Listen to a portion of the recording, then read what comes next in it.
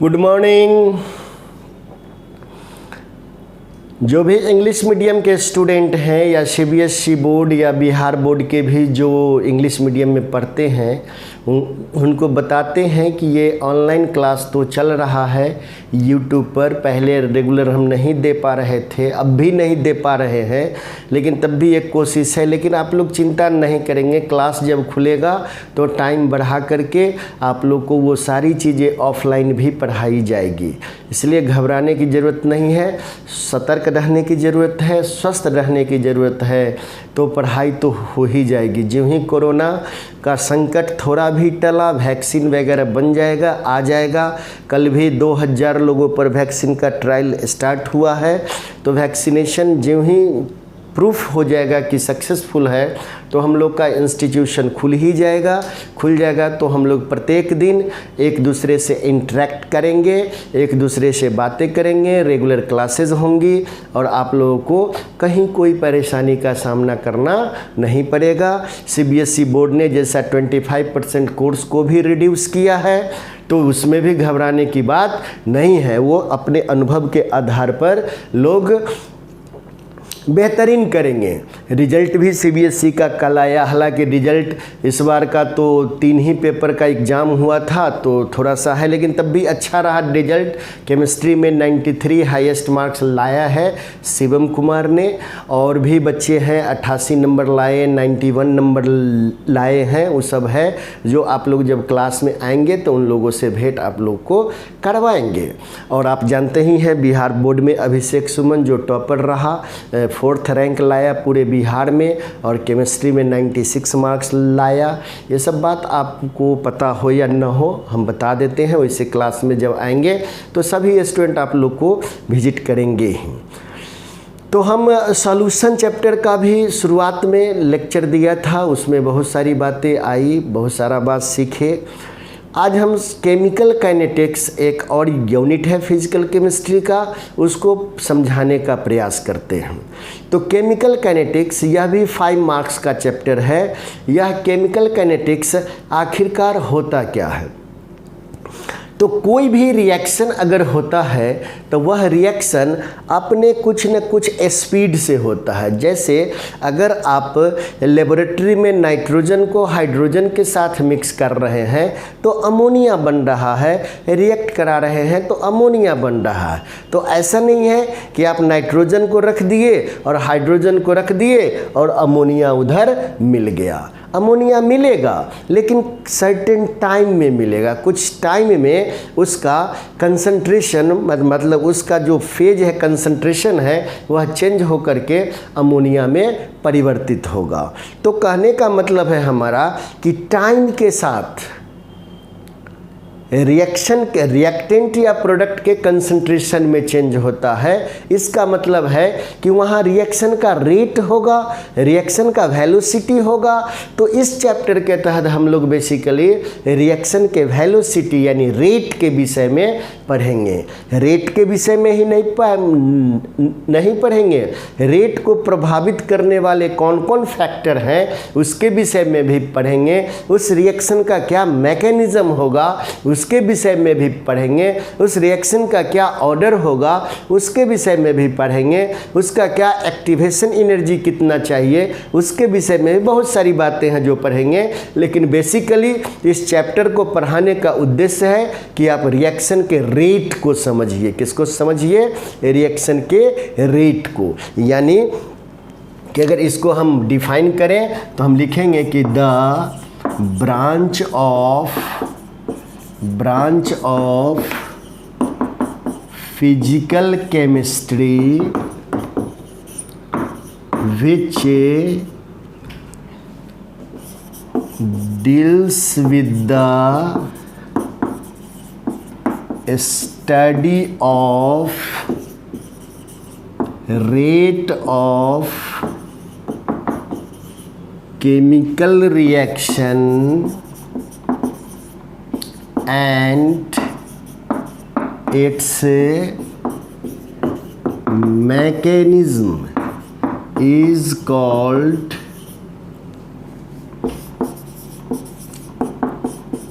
chemical kinetics।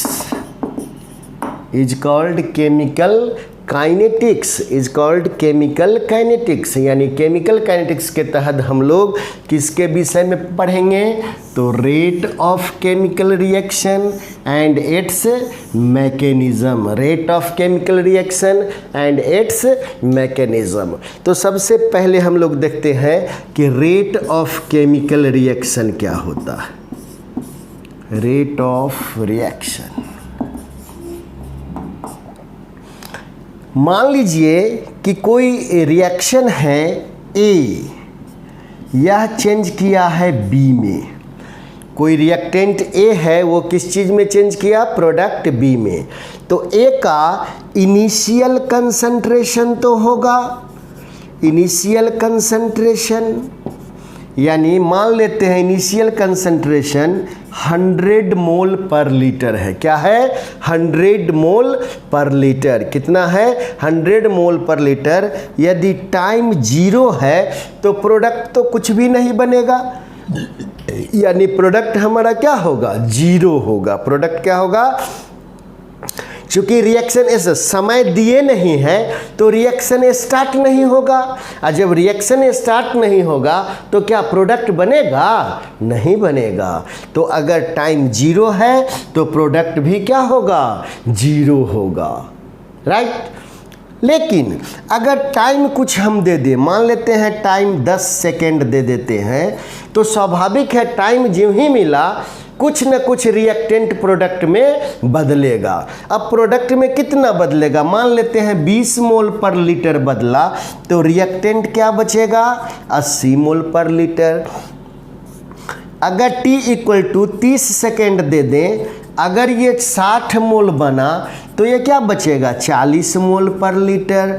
अगर t बराबर 50 second दे दें, अगर ये 90 मोल पर लीटर बना तो ये क्या बचेगा? 10 mole per litre. t equal to 60 second दे दें, 60 सेकेंड, अगर ये 100 मोल पर लीटर बना तो ये क्या बनेगा? 0 मोल पर लीटर बचेगा। यानी आप क्या देख रहे हो? देख रहे हैं कि समय के साथ टाइम ज्यों ज्यों चेंज हो रहा है, रिएक्टेंट का कंसंट्रेशन 100 से 80 हुआ, 40 हुआ, 10 हुआ, 0 हो गया। प्रोडक्ट का कंसंट्रेशन 0 था, 20 हुआ, 60 हुआ, 90 हुआ, 100 हुआ। तो अब समय के साथ रिएक्टेंट के कंसंट्रेशन में भी चेंज हो रहा है और प्रोडक्ट के कंसंट्रेशन में भी चेंज हो रहा है। अतः हम रेट को कैसे डिफाइन करेंगे कि change in concentration, change in concentration of reactant और प्रोडक्ट पर यूनिट टाइम पर मोल, पर यूनिट टाइम पर मोल। रिएक्शन के रेट को कैसे डिफाइन करेंगे कि change in concentration of reactant और प्रोडक्ट पर यूनिट टाइम पर मोल। तो इसको हम डिफाइन कर देते हैं कि the change in concentration of reactants or products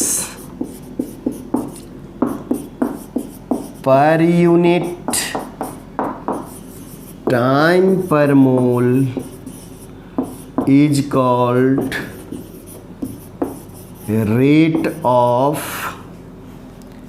reaction, rate of reaction. यानी रिएक्शन का जो रेट होगा वह होगा change in concentration by change in time, change in concentration by change in time. अगर चेंज इन कंसंट्रेशन को हम delta x कहें और चेंज इन टाइम को डेल्टा t, तो रेट इक्वल टू क्या होगा?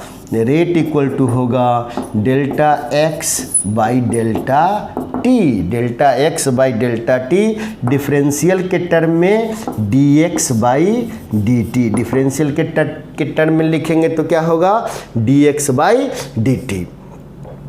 तो केमिकल रिएक्शन में रेट क्या हुआ कि रिएक्टेंट और प्रोडक्ट के कंसंट्रेशन में जो टाइम इंटरवल में चेंज होता है उसको हम लोग क्या कहेंगे, rate of a chemical reaction. क्या कहेंगे, rate of a chemical reaction.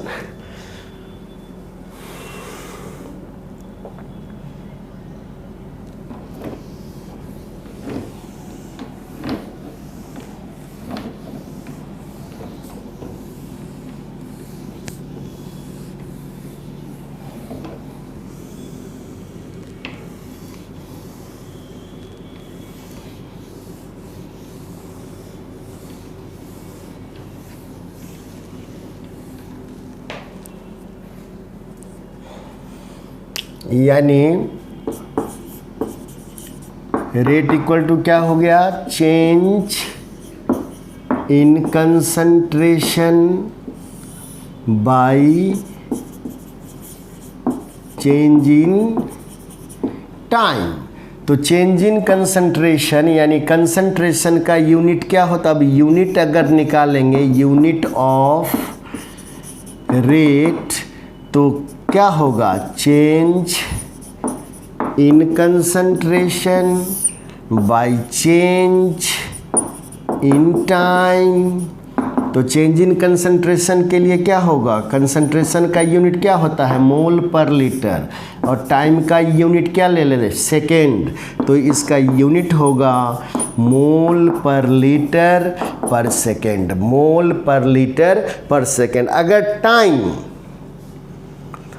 मोल में सेकेंड में लिए तब, अगर मिनट में लेंगे तब पर मिनट, आवर में लेंगे तब पर आवर, डे में लेंगे तब पर डे। नहीं, यहाँ कंसंट्रेशन लिए तब मोल पर लीटर।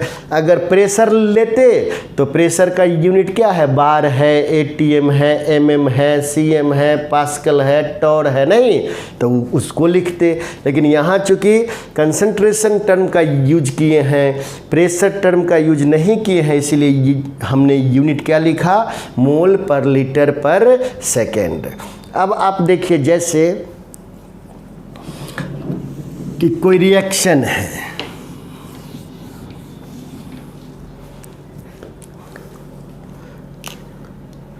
जैसे मान लीजिए आर है, ये चेंज किया प्रोडक्ट में, तो इसको हम कैसे लिखेंगे, लिखेंगे change in concentration of reactant by change in time. फिर क्या लिखेंगे, change in concentration of product by change in time. आप एक बात और देखे होंगे कि रिएक्टेंट क्या था कि 100 मोल पर लीटर था, तो 80 हुआ, 60 हुआ, 40 हुआ, यानी रिएक्टेंट हमेशा घटता था और प्रोडक्ट हमेशा बढ़ता था। प्रोडक्ट 0 था, 10 हुआ, 20 हुआ, 60 हुआ, 90 हुआ, 100 हुआ, और रिएक्टेंट 100 था, 90 हुआ, 60 हुआ, 40 हुआ, 10 हुआ, 0 हुआ। तो रिएक्टेंट का कंसंट्रेशन हमेशा डिक्रीज करेगा, प्रोडक्ट का कंसंट्रेशन हमेशा इंक्रीज करेगा। अतः आप इस रिएक्टेंट में साइन निगेटिव लगाएंगे और प्रोडक्ट में साइन पॉजिटिव लगाएंगे। प्रोडक्ट में क्या लगाएंगे, साइन पॉजिटिव लगाएंगे। तो इसको अगर लिखेंगे तो minus D concentration of R by D T बराबर D concentration of P by D T. यह साइन क्या है, निगेटिव है, और वह साइन क्या है, पॉजिटिव है।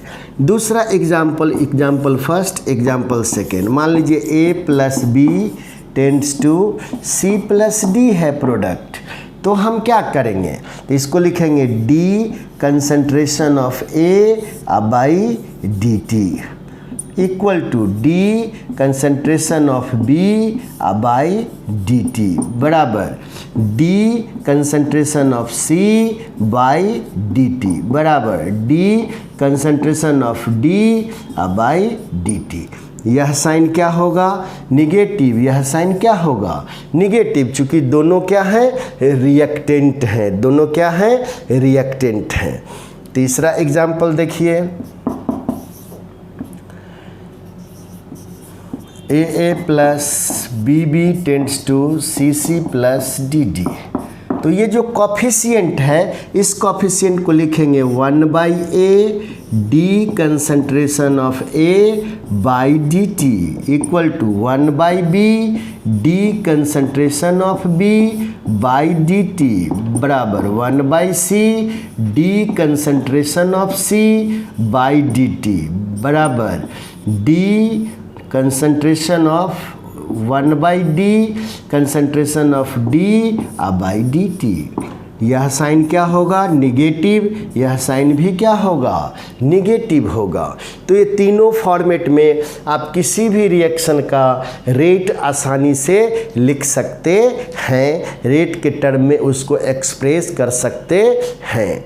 जैसे हम कुछ एग्जाम्पल देते हैं, उसको आप लोग देखिए।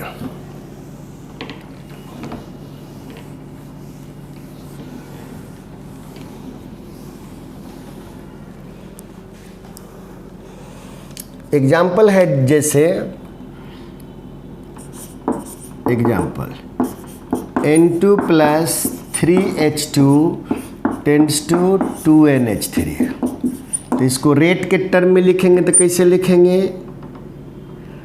D concentration of N2 by DT बराबर 3 है तो क्या हो जाएगा 1/3 D concentration of H2 by DT बराबर 2 है तो क्या होगा 1/2 D concentration of NH3 by DT। यह साइन क्या लेंगे, निगेटिव, यह साइन भी क्या लेंगे, निगेटिव लेंगे। उसी तरह से जैसे H2 plus I2 tends to 2HI, तो हम क्या करेंगे, D concentration of H2 by DT बराबर D concentration of I2 by DT equal to 1/2 D concentration of HI by DT।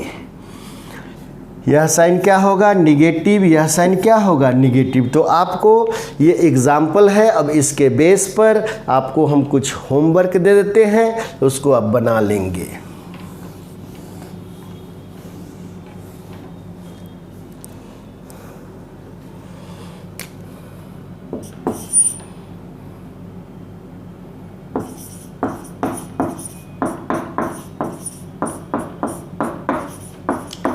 (2SO3)